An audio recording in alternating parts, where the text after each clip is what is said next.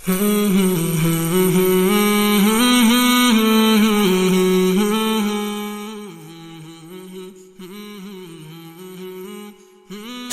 بخاری حدیث نمبر 22۔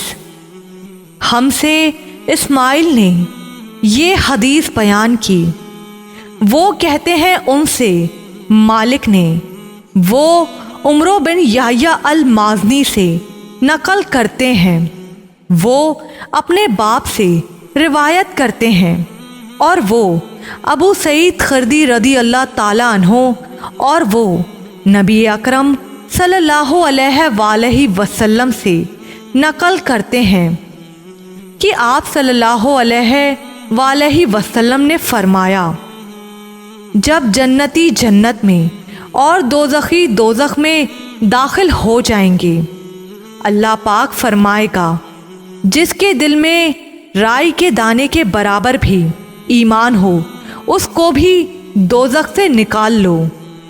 تب ایسے لوگ دوزخ سے نکال لیے جائیں گے اور وہ جل کر کوئلے کی طرح سیاہ ہو چکے ہوں گے، پھر زندگی کی نہر میں یا بارش کے پانی میں ڈالے جائیں گے۔